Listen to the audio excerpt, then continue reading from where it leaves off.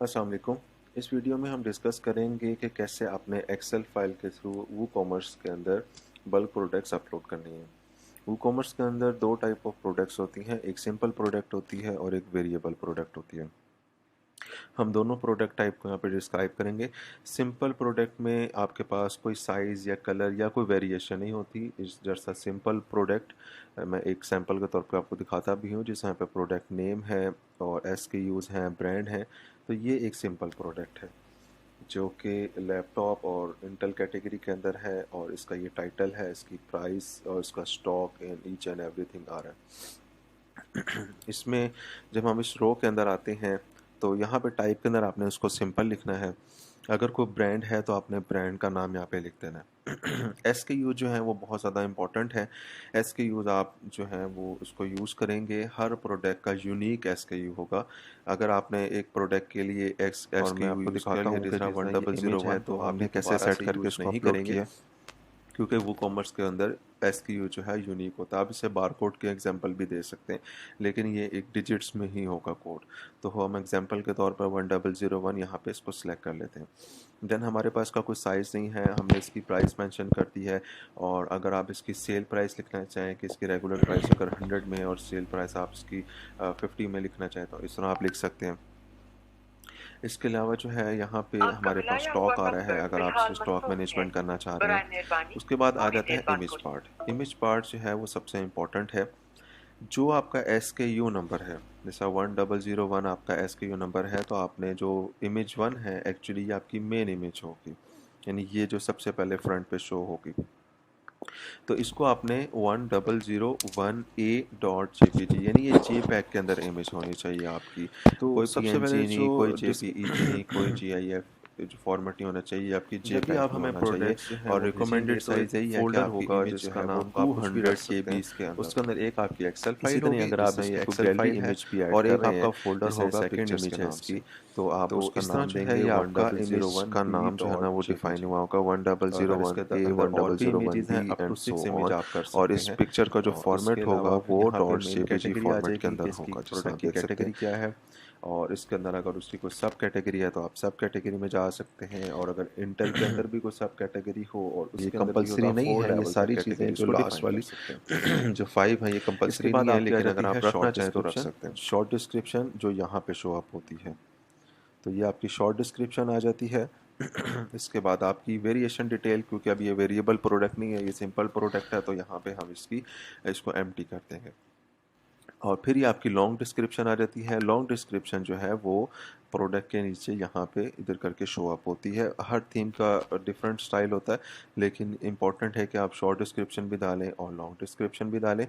इसके अलावा आपके टैग्स आ जाते हैं। टैग्स जो है वो आपकी सर्च रिजल्ट पे और सर्च इंजन ऑप्टिमाइजेशन के अंदर, SEO के अंदर आपको हेल्प आउट कर सकते हैं।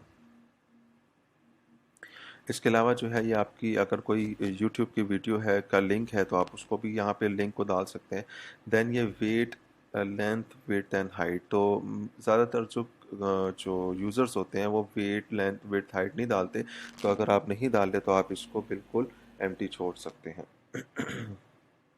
अगर आप इसको एम्प्टी छोड़ना चाहें तो बिल्कुल छोड़ सकते हैं। और अगर आप वेट कैलकुलेशन और लेंथ, विड्थ, हाइट की कैलकुलेशन करना चाहें तो आप वो भी कर सकते हैं यहाँ पे। तो हम सबसे पहले दोबारा से इस पार्ट पे आएंगे, इमेज पार्ट के अंदर। जब भी आप हमें प्रोडक्ट्स अपलोड करने के लिए भेजेंगे या आप खुद से भी अपलोड करें तो बेटर है कि आप एक फ़ोल्डर बना लें। उसके अंदर आप अपनी एक्सेल फाइल को रखें, जिस तरह ये आपकी एक एक्सेल फाइल जो आप बना रहे हैं, और एक पिक्चर का फ़ोल्डर होना चाहिए। और उस पिक्चर के अंदर इस तरह रीनेमिंग होनी चाहिए, 1001A 1001B, जिस तरह एक प्रोडक्ट की पिक्चर हमने रखी हुई है। और .jpg इसकी फ़ाइल एक्सटेंशन होगी, क्योंकि जो भी आपकी इमेजेस होगी वो .jpg में होगी।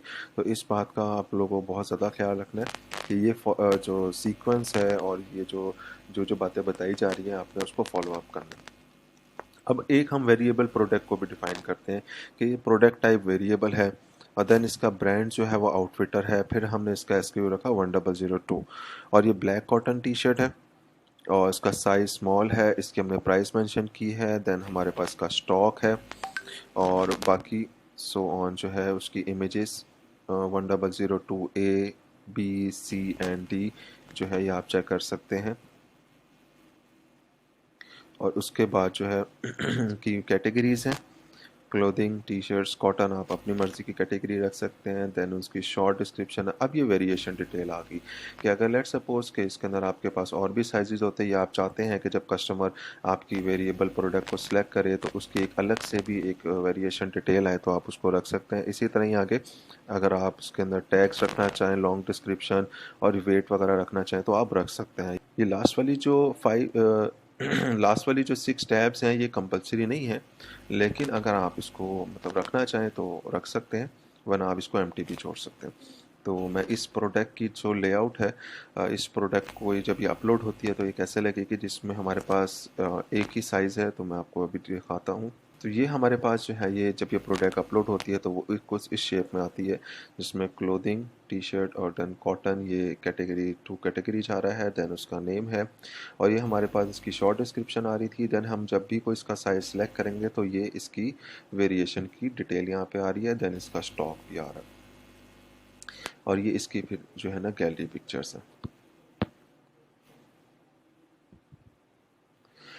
इसके बाद जब हम वापस आते हैं तो हमारे पास एक वेरिएबल प्रोडक्ट है लेदर शूज़ के नाम से, और हम देखेंगे इसके अंदर हमारे पास लेट सपोज के कलर्स भी हैं। तो हम यहाँ पे एक टैब ऐड करेंगे, उसका नाम हम कलर रख देंगे।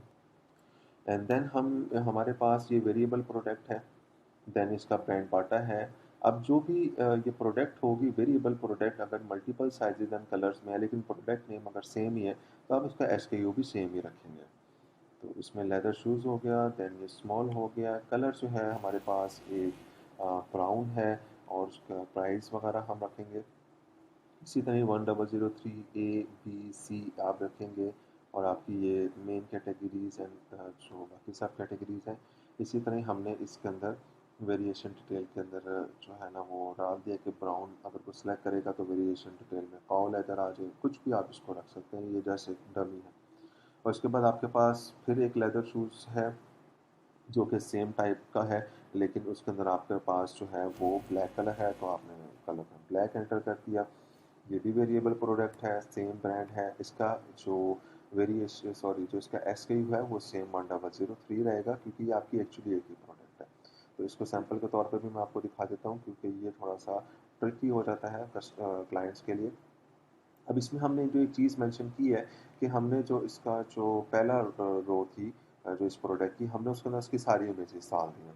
लेकिन अगर आप चाह रहे हैं कोई कस्टमर जो है जब वो ब्लैक को सिलेक्ट करे तो उसकी जो इमेज है वो चेंज हो और ब्लैक में जाए, तो आप उसकी जो भी ब्लैक इमेज होगी, जैसा हमारे पास जो 1003 A वो ब्राउन शूज़ की इमेज है, देन 1003 B जो है वो ब्लैक है, और देन हमारे पास ब्लैक एंड ब्राउन दोनों की इमेज है।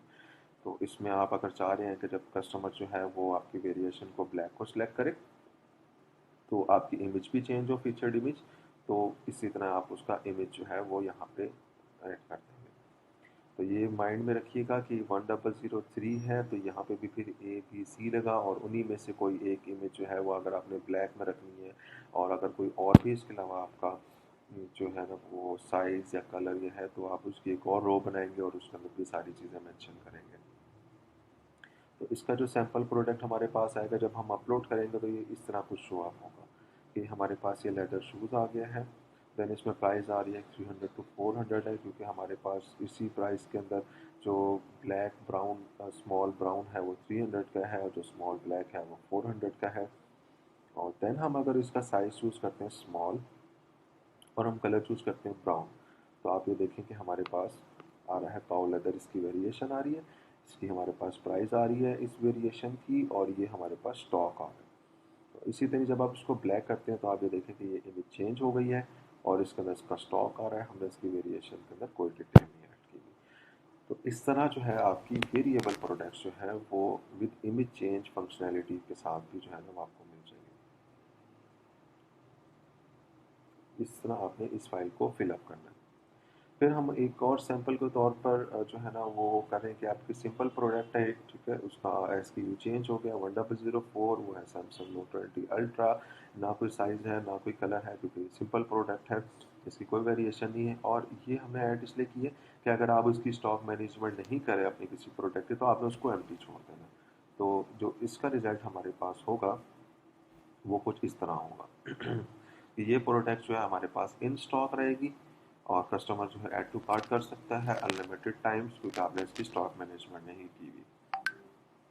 तो लास्ट जो हमारे पास एक आ रही है कि सिंपल प्रोडक्ट है, देन उसका ब्रांड है, देन आप उसका जो है ना वो SKU कर सकते हैं।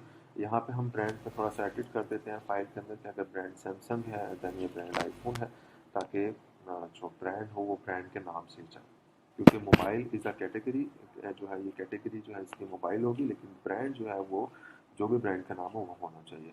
तो ये 1005 हो गया है, देन ये iPhone 12 Pro Max है। और अभी हम चाह रहे हैं कि ये प्रोडक्ट तो हम अपलोड हो जाए, लेकिन हमारे पास इसका स्टॉक नहीं है, तो आप स्टॉक में इसको ज़ीरो कर देंगे। बाकी सो ऑन जिस तरह इमेजेस आती थी वो आपने फिलअप करनी है, ये मैंने रिपीटेशन नहीं की।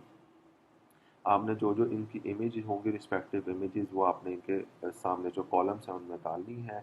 इसी तरह इनकी मेन कैटेगरी, सब कैटेगरी, वेरिएशन डिटेल, क्योंकि सिंपल प्रोडक्ट है तो वेरिएशन डिटेल नहीं आएगी, और इस तरह टैग्स एंड अदर थिंग्स जो है वो आप इसको ऐड कर सकते हैं।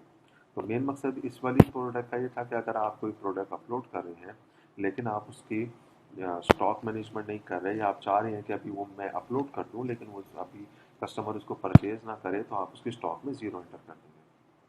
तो ये जो हमारे पास प्रोडक्ट शो होगी वो इस तरह होगी कि प्रोडक्ट अपलोड हो जाएगी एंड देन जो है वो यहाँ पे आउट ऑफ स्टॉक लिखा हुआ आ जाएगा। तो ये बहुत इजी है, आप इसको फाइल को कम अज़ कम भी इस वीडियो को जो है वो 2 से 3 दफ़ा देखें, और देन आप अपनी जो है ना वो प्रोडक्ट्स की फाइल बनाना शुरू करें। और आपने जैसा मैंने आपको बताया कि आपने एक फ़ोल्डर बनाना है, उसमें आपकी एक्सेल फाइल होगी और एक आपका पिक्चर्स का फ़ोल्डर होगा, और पिक्चर आपकी जो आपका SKU है उसके आगे ABCD लगा के इस तरह आपने उसको बनाना है। और इसका जो फॉर्मेट है वो JPEG होना चाहिए, JPG होना चाहिए, JPEG भी नहीं होना चाहिए, सिर्फ JPG होना चाहिए।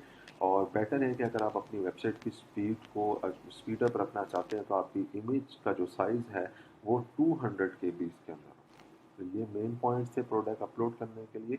और अगर आपके पास कोई कोई आप ऐसी प्रोडक्ट अपलोड करते हैं जिसके अंदर आपके पास कोई मज़ीद वेरिएशंस होंगी, तो आप इस कॉलम को क्लिक करेंगे और इंसर्ट करेंगे, और कोई भी अपनी वेरिएशन जो है वो आप उसके अंदर ऐड कर सकते हैं। लेट्स सपोज मटेरियल, और यहाँ पे मैं अगर मेरे पास और था तो मैं इसके अंदर लेदर भी डाल सकता हूँ, और या फिर मैं कोई भी जो है ना यहाँ पे इसको रख सकता हूँ। तो ये आपकी जो 3 ये हैं ये आपकी वेरिएबल प्रोडक्ट्स के अंदर यूज़ होंगे।